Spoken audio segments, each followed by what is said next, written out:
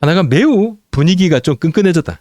그런데 뭐 선수들이 참 왜 이렇게 갑자기 좀 하나가 끈끈해졌나. 물론 이제 하나가 최근에 연패 좀 들어갔죠. 연패도 들어갔고 LG가 따라오면서 3게임으로 줄어들었어요. 어떻게 될지 모르는 건 맞아요. 근데 LG 이야기도 하겠죠. LG 쪽에서 이 3게임을 따라잡는 게 쉽진 않다 이야기는 하고 있습니다.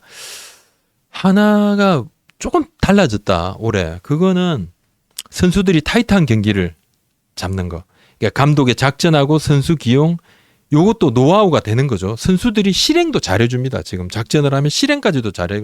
이런 경험이 지금 쌓이고 있습니다.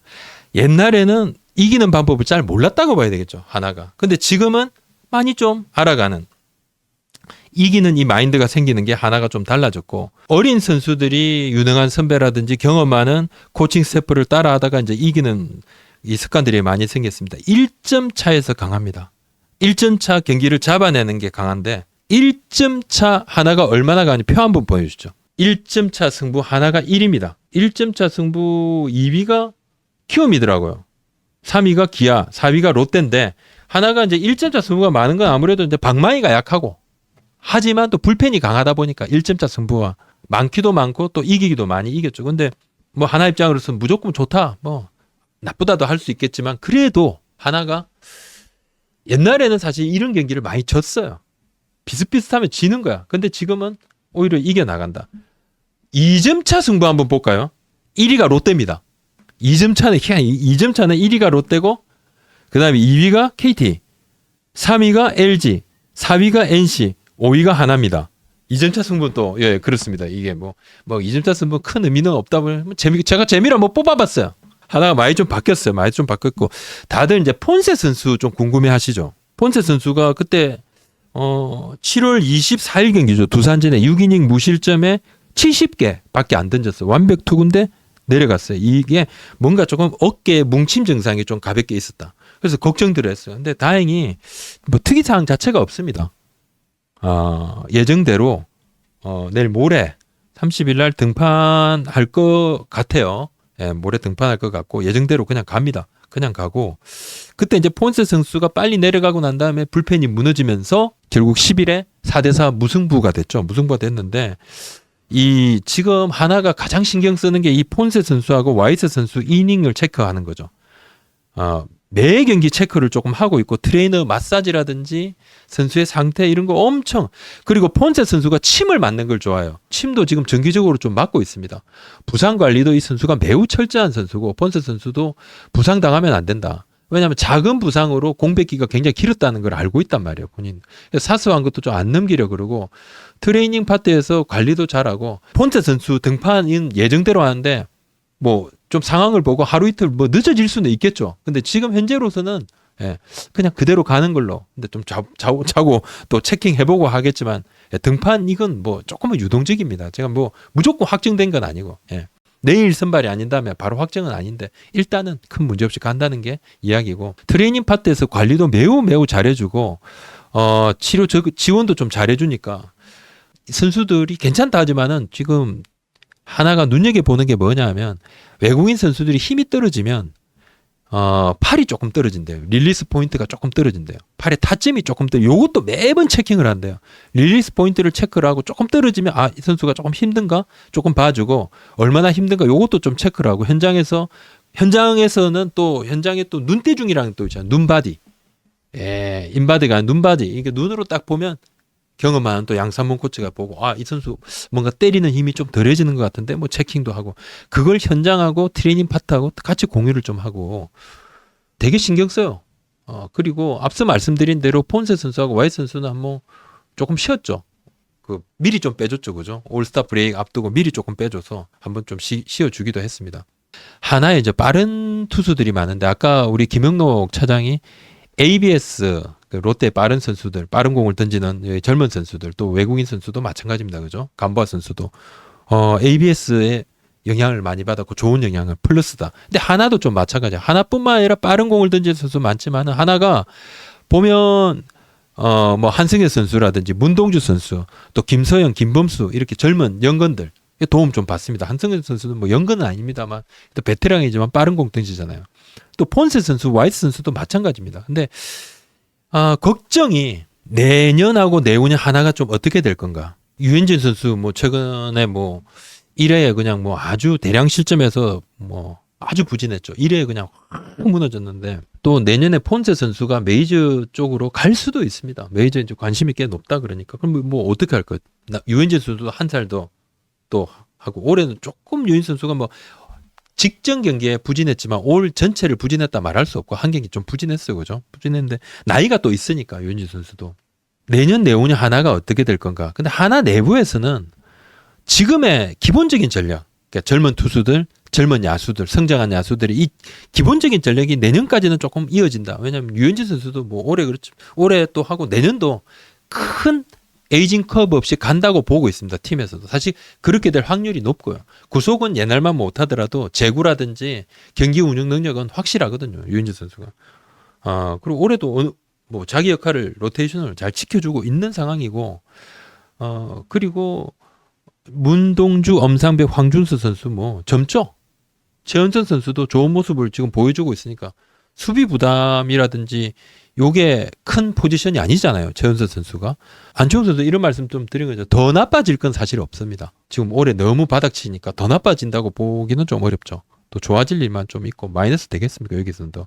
당분간은 이 전력이 좀 유지된다고 보고 투수들 쪽은 보면 뭐 이기는 경기를 많이 하다 보면 필승조가 뭔가 좀 부하는 걸리더라도 느끼는 게 있죠. 선수들이 이기는 힘이라든지 이런 부분이 좀 있고.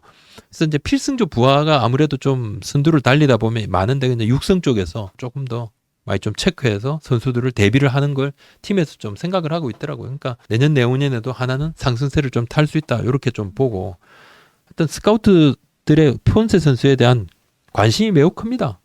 근데 시즌 중이니까 지금 뭐 계약 얘기를 할 수 있나요? 선수도 뭐 당연히 뭐 시즌 끝나고 나면 이야기하자 뭐 이런 뭐 너무 당연하니까 구단에서 얘기 꺼내지도 뭐 당연히 않는데 하여튼 어느 정도 이렇게 시즌이 흘러가면 에이전트하고 또 얘기를 하면서 하나가 최대한 폰세 선수를 잡으려고 노력을 하겠다 이야기를 하고 있고 이게 타 팀에서 보는 내년 하나 전망을 한번 보면 내년 내후년 타 팀의 A 단장 얘기입니다. A 단장이 하나 선수들도 내년에 경험을 쌓으면 좋기는 좋은데 올해 하나는 폰세, 와이스가 정말 뭐 미친 그런 전반기를 보냈다고 봐야 되는데 내년에도 외인들이 그런 능력을 보여줄 수 있을까?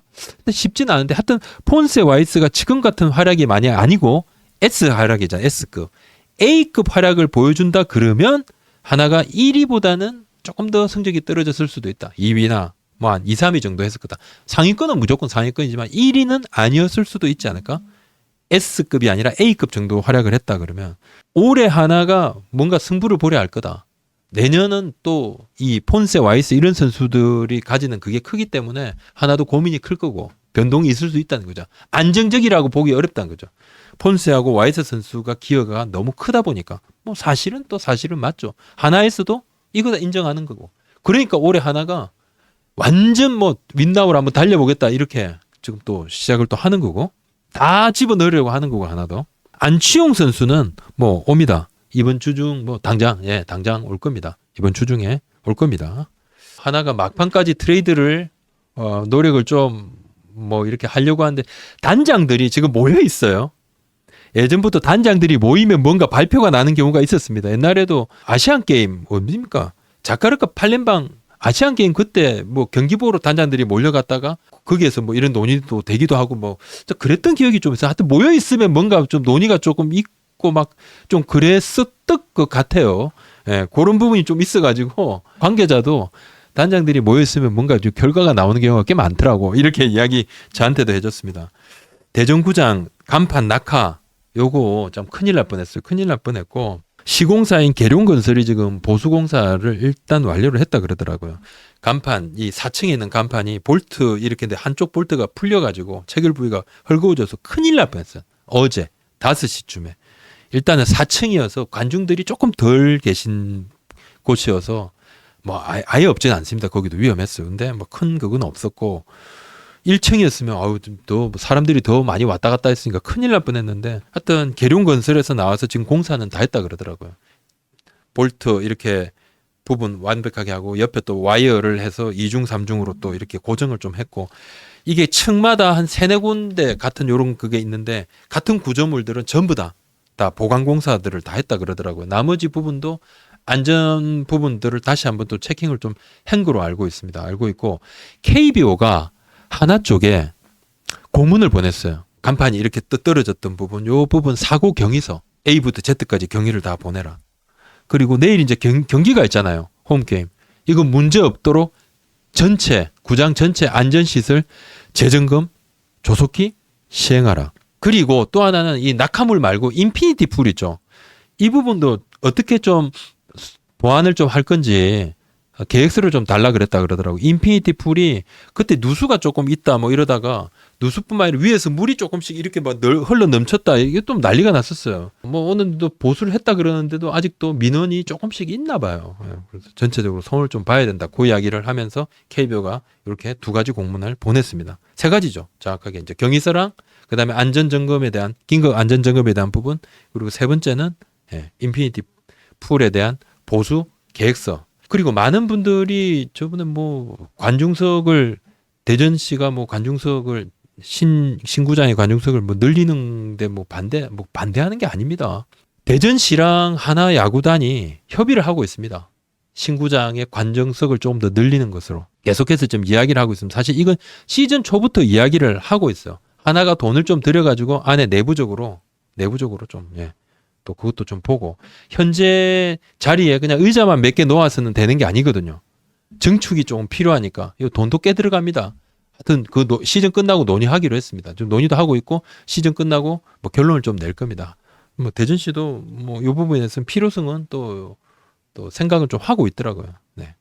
LG 이야기를 조금 해보도록 하겠습니다. LG가 지금 이제 하나의 새 게임차 접근을 했습니다.